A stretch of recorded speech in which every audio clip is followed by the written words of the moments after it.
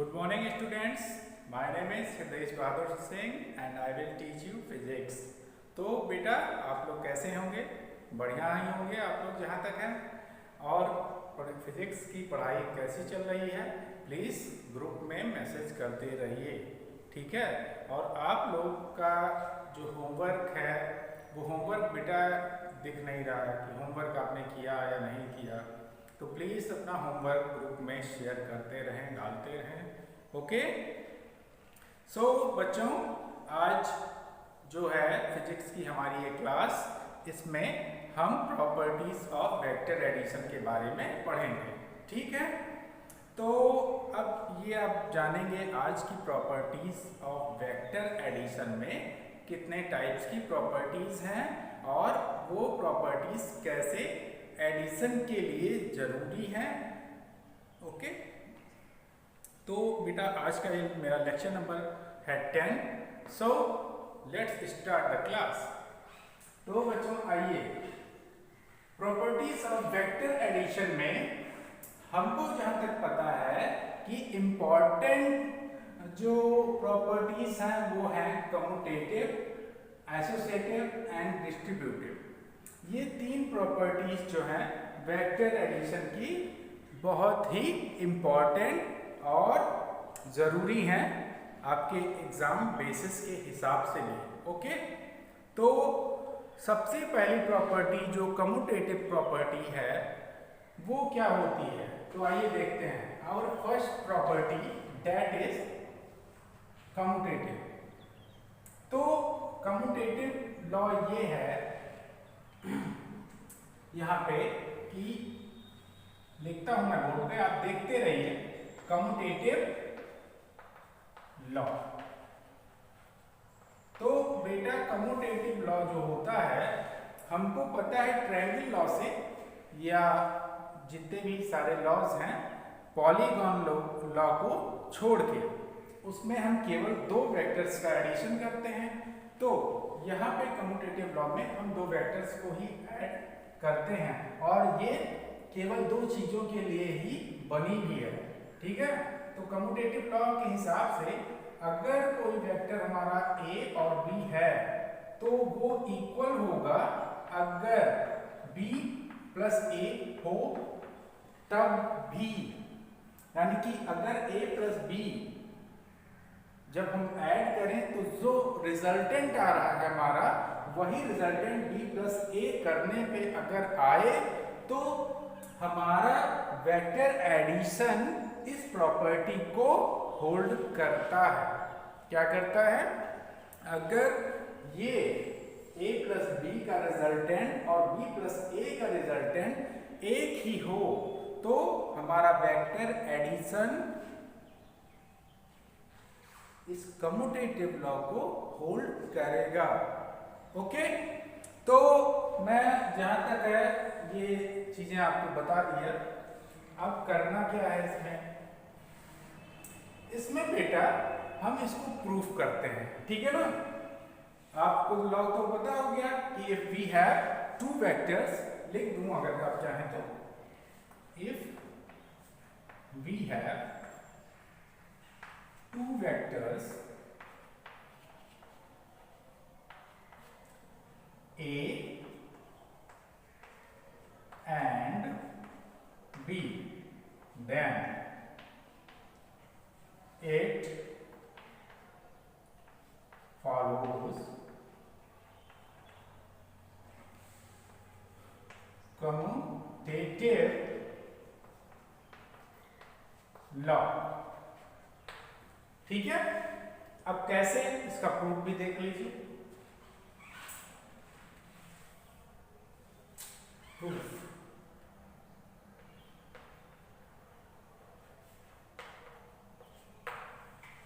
Proof कैसे करेंगे? तो इसमें हम थोड़ा सा पैरेललोग्राम लॉ का जो है पैरेललोग्राम की मदद लेंगे और फिर इसमें कुछ ट्रायंगल लॉ की मदद से ये काम हम करेंगे, ओके। तो अब इसमें बेटा हम कंसीडर करते हैं, लेट अस कंसीडर, वैसे तो पहले से हम कंसीडर कर चुके हैं वेक्टर a और b, ठीक है। बट इसको हम लोग पैरेललोग्राम में कैसे करेंगे उसको देखेंगे। First of all this is parallelogram.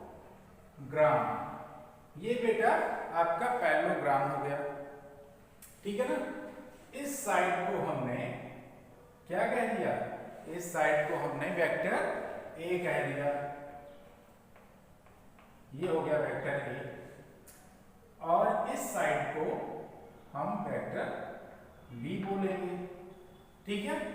और हमारा जो डायगोनल होता है, ये दोनों का एडिशन होता है।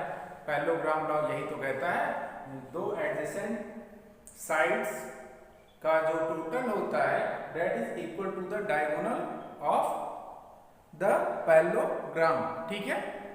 तो बच्चों अब देखिएगा, अब इसको कुछ नाम कर दिया जाए। नाम क्या करेंगे, कुछ भी आसान सा कर दीजिए, ए बी सी डी, ठीक है। इसका हमने नाम रख दिया। अब करना क्या है, let us consider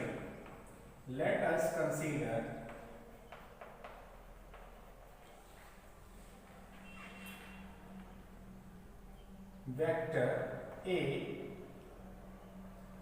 as AB and vector B as AD, ठीक है। क्लियर इतना, गुड। अब देखिएगा, ए बी ए के बराबर है और ए डी बी के बराबर है। अब आपको ध्यान देना होगा, मैंने आपको सबसे पहले बताया था कि ये जो ए डी है this is parallel to B C, ठीक है ना। सो ये जो है बी सी, ये क्या हो जाएगा बेटा, दिस बिकम्स वेक्टर बी, ठीक है। और ये आपका हो जाएगा vector A, because this is also parallel to this one. तो अब बेटा इसमें अगर इतना सब कुछ समझ चुके हैं तो अब हम ट्रायंगल लॉ की मदद लेंगे, बिकॉज दे आर पैरेलल। अब भैया हम आपको दिखा दे रहे हैं यहाँ पे, मतलब बता दें, A D is parallel to BC, so AD equal to BC, that is equal to B, okay, and AB parallel to DC, so AB equal to C D या डी सी जो भी आप कहें, that is equal to A, ठीक है। Now using law of triangles, okay. तो कौन सा ट्रायंगल लेंगे बेटा, चलो ये वाला ट्रायंगल लेते हैं, A B C. In triangle A B C क्या देख रहे हैं हम लोग, ये कैसा दिख रहा है, A plus B equal to this one,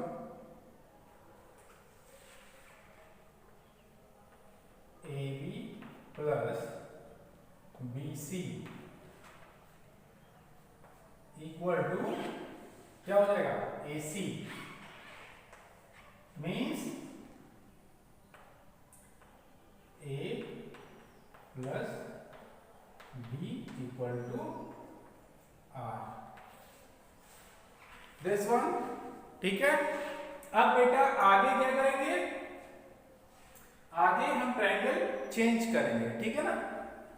further in triangle, कौन सा ट्रायंगल लें, चलो ये ले लेते हैं, A B C,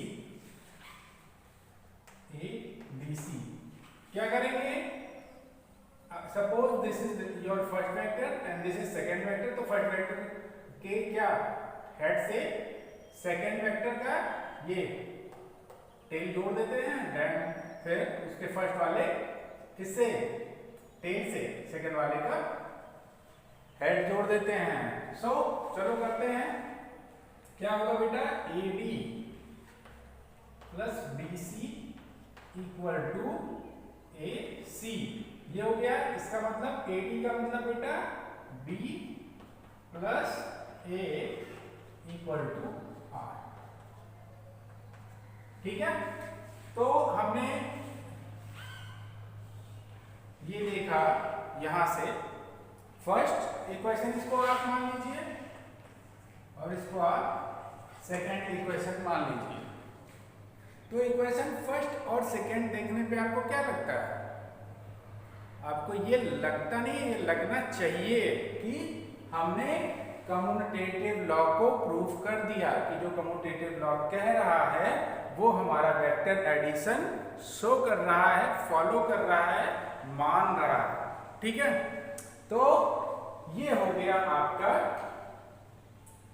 proof. So A plus B equal to B plus A, this is proved.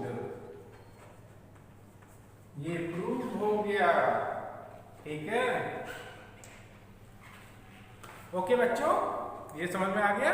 अब चलो हम लोग सेकेंड प्रॉपर्टी की ओर बढ़ते हैं। किसी को नहीं समझ में आया, मैं एक बार फिर से बता दे रहा हूं। ठीक है, हम क्या पढ़ रहे हैं, प्रॉपर्टीज ऑफ वेक्टर एडिशन। इसमें 3 प्रॉपर्टी हैं जो कि बहुत इंपॉर्टेंट है। फर्स्ट प्रॉपर्टी हमारी कम्यूटेटिव लॉ है, कम्यूटेटिव लॉ है। ठीक है ना, एसोसिएटिव लॉ, डिस्ट्रीब्यूटिव लॉ। ठीक है ना, तो फर्स्ट जो कम्यूटेटिव लॉ है वो लॉ क्या कहता है कि अगर हमारे पास वेक्टर ए और बी हो, ठीक है, उसको ऐड करें, जो रिजल्टेंट हमें मिले वही रिजल्टेंट हमें बी और ए को ऐड करने पर भी मिले। तो अगर ऐसा है तो हम एडिशन जो हमारा है वेक्टर एडिशन जो हमारा है कम्यूटेटिव लॉ को होल्ड करेगा। ओके, तो हमने कहा ठीक है भाई, तो हमने प्रूफ करना चाहा। प्रूफ करने के लिए हमने पैरेललोग्राम बनाया और उसमें क्या बताया कि हमने 2 वेक्टर्स लिए ए और बी, जिसको ए बी और ए डी से शो किया, फिर बाद में इन दोनों को पैरेलल दिखाया और ये एक दूसरे के बराबर हुए। बराबर होने के बाद हमने ट्रायंगल की मदद ली और ट्रायंगल की मदद से हमको ये पता लगा कि A B equal to R first triangle के लिए और सेकेंड ट्रायंगल के लिए B plus A equal to R. और इसी के साथ हमारा ये कम्यूटेटिव लॉ प्रूफ हो गया। ओके, तो ठीक है बच्चों, अब इसको आगे समझते हैं। अगला लॉ,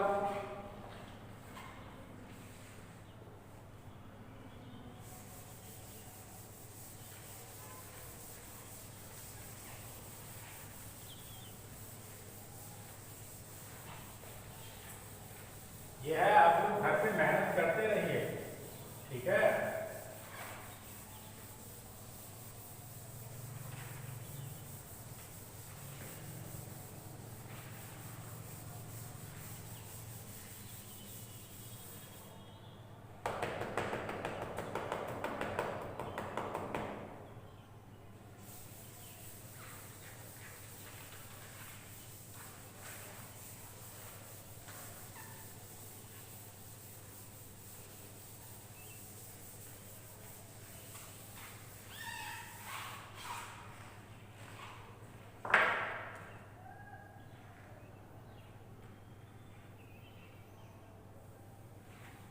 अब बेटा जो हमारा अगला प्रॉपर्टी है दैट इज एसोसिएटिव लॉ। ठीक है, second property associative law, associative law कहते हैं या इसको हम लॉ ऑफ एसोसिएटिविटी भी कहते हैं। ठीक है, तो ये लॉ ऑफ एसोसिएटिविटी बेटा क्या होता है, वो ये है, इसमें a plus b plus c equal to a plus b plus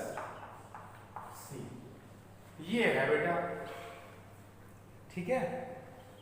अब देखिए बच्चों, यहाँ पे आपने देखा ये क्या होगा, ये क्या है।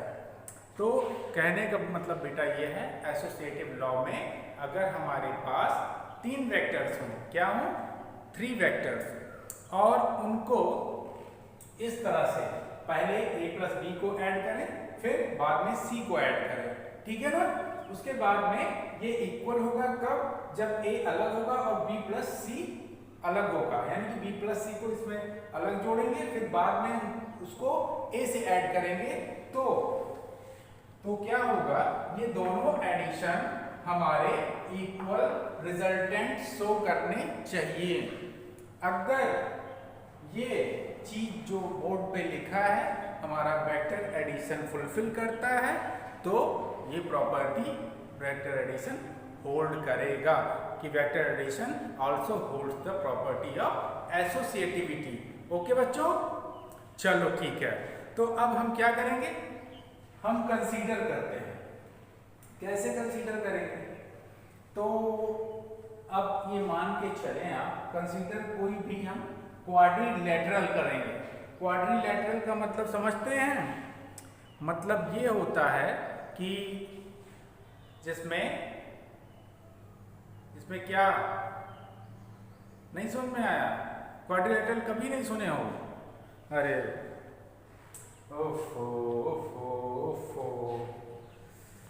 अरे भाई क्वाड्रिलैटरल का मतलब ये होता है जिसमें 4 साइड्स हों, कोई बंद आकृति है, ठीक है ना, क्लोज डायग्राम, और उस डायग्राम में 4 साइड्स हों, ठीक है ना। या इस तरह से समझिए कि कोई भी चीज है जिसके 4 साइड्स हों, ठीक है ना। तो ये चीज जो है हम ये कह सकते हैं कि वो क्वाड्रिलैटरल है। तो अब बेटा हम क्या करेंगे, लेट्स टेक 3 वेक्टर्स, आगे लिखिएगा, let's take 3 vectors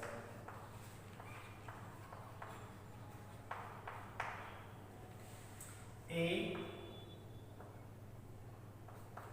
B and C, ठीक है। अब इसके बाद में हमको ये करना है कि इसको कोई नाम दे दें, ठीक है।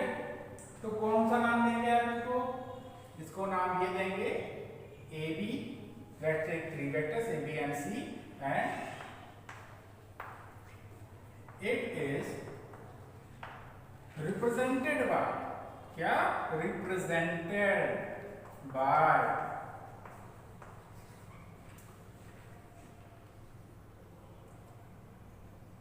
A B B C C D, इससे हम रिप्रेजेंट कर देते हैं, ठीक है।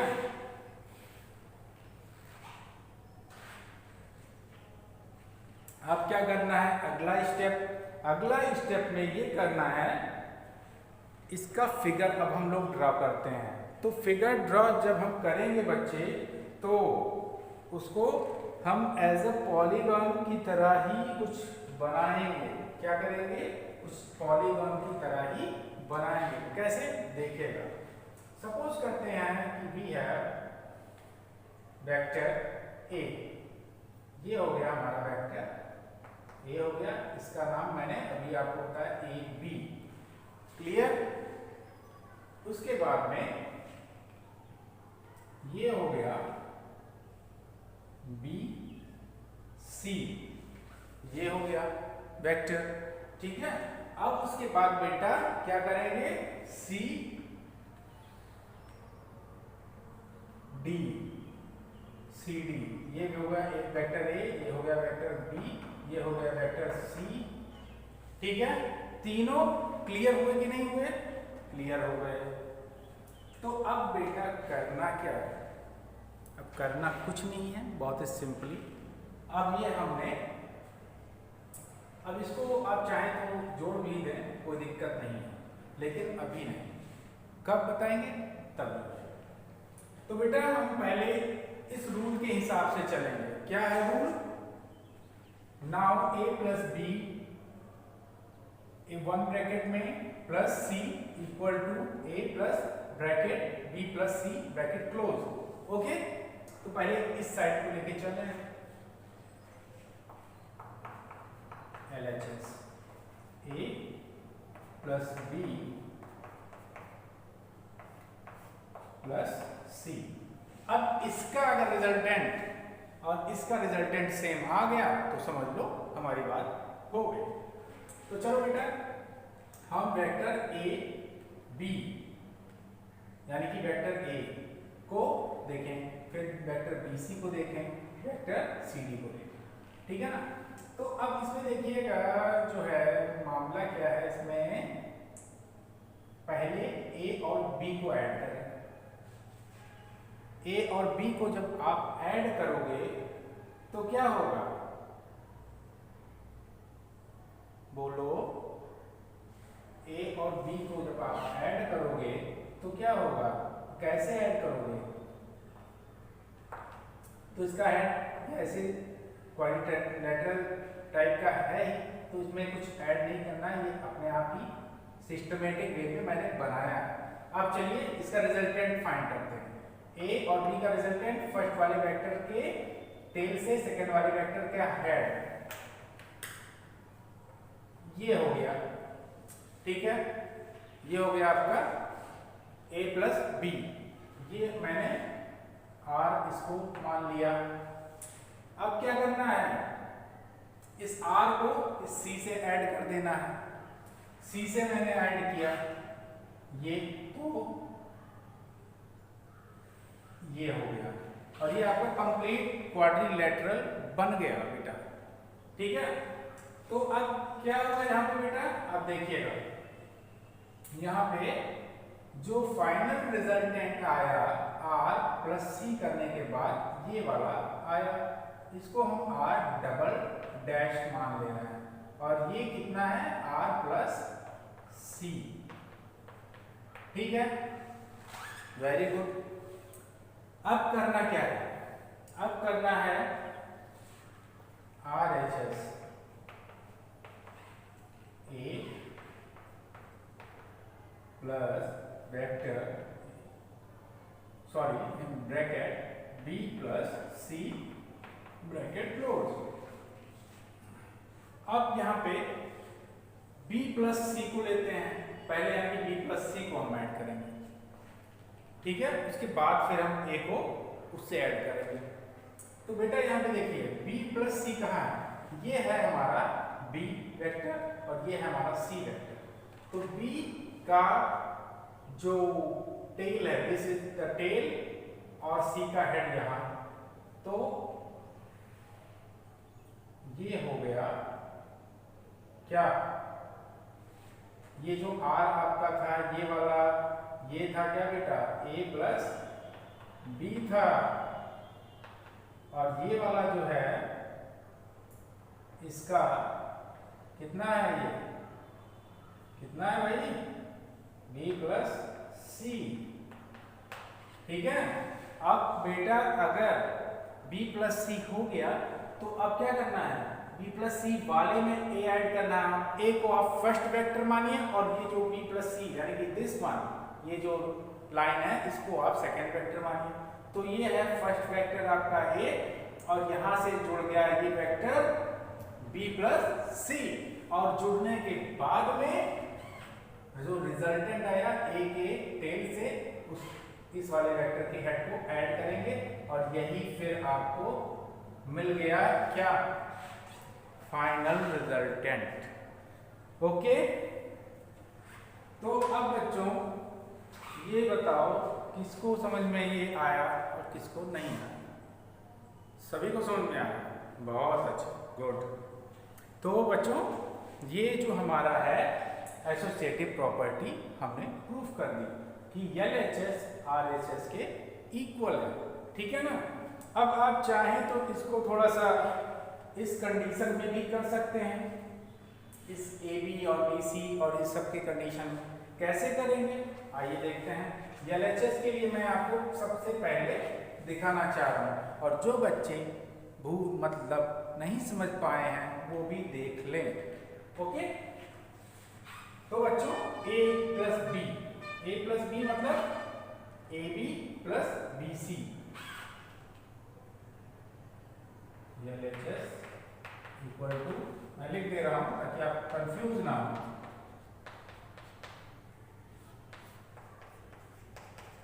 ठीक है, दिस इज द LHS। चलो इसको करते हैं। ये होगा A B plus B C plus C. ठीक है, क्लियर। और ये बराबर होना चाहिए ए डी के। तो कैसे, देखिएगा, A B plus B C equal to A C, और ये जो सी वेक्टर मैंने लिखा बेटा ये है सी डी। क्या है, सी डी। ठीक है, तो आप फॉरगेट ना कीजिएगा मेरी तरह। ठीक है, ध्यान दीजिएगा इन सब बातों पे। ए सी प्लस सी डी, और ये क्या हो जाएगा, ए डी के बराबर हो गया। ठीक है, क्लियर। ऐसे ही for RHS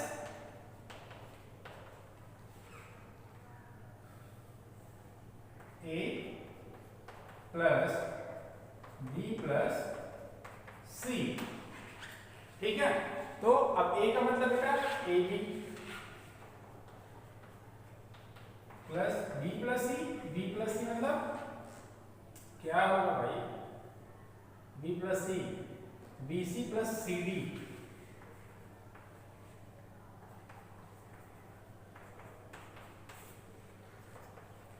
A B plus ये हो जाएगा B D, B D,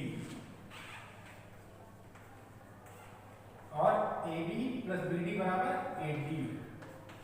okay, तो बेटा इस तरह से भी आपने प्रूव कर दिया कि ये जो यहाँ पे आपको कुछ दिख रहा है ना, ये एसोसिएटिव प्रॉपर्टी को हमारा वेक्टर एडिशन होल्ड करता है। तो इस वजह से अब हम कह सकते हैं, इसको कोई इक्वेशन भी आप मान सकते हैं, इक्वेशन, या फिर रहने दीजिए, कोई बहुत जरूरी भी नहीं है। ठीक है ना, बाकी आप समझ गए होंगे कि एसोसिएटिव प्रॉपर्टी क्या कहते हैं। अब वो बच्चे जो नहीं समझ पाए हैं, थोड़े से भी समझ में पूरा समझ लें। एसोसिएटिव प्रॉपर्टी में बेटा हमको ये जो रिलेशन है A plus B plus C equal to A plus B plus C, ये होल्ड करना चाहिए।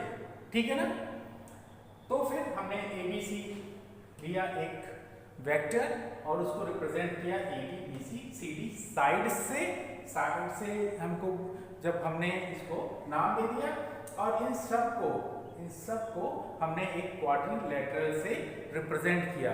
ठीक है, क्वाड्रिलेटरल का मतलब होता है जिसकी 4 साइड्स हों। अब आप यहाँ पे जब ये क्लोजिंग साइड बन गया, यानी कि रिजल्टेंट वाला साइड, तो ये पूरा क्वाड्रिलेटरल बन गया। ठीक है, तो ये करने के बाद में फिर हम LHS और RHS को प्रूफ करेंगे कि बराबर है कि नहीं। तो फिर जब हम यहाँ पे ड्रॉ करते जा रहे हैं, तो बाय डायग्राम ट्रायंगल लॉ इसमें यूज करेंगे, ट्रायंगल लॉ से देखेंगे, और ट्रायंगल लॉ लगाने के बाद हमें ये डायग्राम से ही पता चल रहा है कि LHS RHS के बराबर है। चलो ठीक है, अब अगर नहीं समझ में आ रहा तो साइड्स, जो हमने साइड्स मानी है कि वेक्टर ए को ए बी रिप्रेजेंट करता है, बी को बी सी रिप्रेजेंट करता है, और इसको सी डी रिप्रेजेंट करता है। ठीक है ना, तो क्या करेंगे, तो LHS हमने लिया। LHS में जिस साइड को जिस वेक्टर द्वारा रिप्रेजेंट किया जा रहा था उसको हमने लिखा। फिर इसमें मैथमेटिक्स यूज करके और हम यहाँ तक आ गए। ठीक है, ये ए डी के बराबर हो गए फाइनली। फिर RHS को भी हमने प्रूफ किया कि ये ए डी के बराबर होता है। तो अब दोनों LHS RHS ए डी के बराबर हो गए। A D means this R double dash हमारा फाइनल रिजल्टेंट। ठीक है ना, ओके, क्लियर। या R आप कह सकते हैं, अगर R आप किसी को ना कहें तो आप R कह दीजिए। ठीक है ना, बाकी कोई दिक्कत नहीं है। आप इसको ऐसे भी प्रूफ कर सकते हैं, इस वाले साइड को ऐसे भी दिखा सकते हैं। ठीक है ना, R equal to A plus B plus C equal to A plus B plus C. ये हो गया आपका ये वाला फाइनल वेक्टर। ठीक है ना, ये दोनों केसेस में ये वेक्टर जो फाइनल वेक्टर रिजल्टेंट है हमारा वो इक्वल है। ठीक है बच्चों। तो अब हमारे पास जो आखिरी प्रॉपर्टी बची वो क्या है, डिस्ट्रीब्यूटिव। अब डिस्ट्रीब्यूटिव का क्या मतलब है बेटा, कुछ नहीं है। अगर हमारा कोई इक्वेशन है a प्लस b, दो वेक्टर हैं और ये ब्रैकेट में है और इसके बाहर कुछ लिखा हुआ है। बाहर कुछ लिखा होने का मतलब ये नहीं है कि वो दरवाजे पे खड़ा है, दरवाजे पे नहीं खड़ा है, ठीक है ना, इस बात का ध्यान रखिएगा। ये मल्टीप्लाई है बेटा उसमें। तो डिस्ट्रीब्यूटिव ब्लॉक ये कहता है कि वो जो बाहर है मल्टीप्लाई है वो दोनों में डिस्ट्रीब्यूट इक्वली डिस्ट्रीब्यूट हो जाएगा, यानी दोनों में मल्टीप्लाई इजीली कर लेंगे। तो यम ए प्लस यम बी, यानी कि ये यम मल्टीप्लाई होगी यम ए प्लस यम बी कर देगा। अर्थात आपको ये समझना है ये यम क्या है। यम यहाँ पे बेटा अगर समझा जाए तो ये हो सकता है एक पॉजिटिव नंबर, ठीक है। तो अब पॉजिटिव नंबर है तो इसको क्या हम लिख सकते हैं, यम की जगह 2 भी। तो 2 लिखने पे ये वाला जो मामला है यहाँ पे 2a प्लस 2 यम बी हो जाएगा। क्या हो जाएगा, 2a प्लस 2 यम बी हो जाएगा, यानी कि जो a हमारा था डबल हो गया किसमें, मैग्नीट्यूड में, और b भी डबल हो गया मैग्नीट्यूड में, यानी कि इक्वली हम इसके मैग्नीट्यूड को बाय डिस्ट्रीब्यूटिव लॉ हम बढ़ा भी सकते हैं, ठीक है बेटा। तो आज की क्लास अब यहीं तक, ठीक है। कैसा लगा ये क्लास आप हमारे कमेंट सेक्शन में आप कमेंट करिएगा, ठीक है। ओके बाय, आपका दिन शुभ हो। हाँ, और एक बात बच्चों, प्लीज़ आप अपना होमवर्क जो है भेजते रहिए, ठीक है, और कमेंट करते रहिए, ठीक है। Okay bye.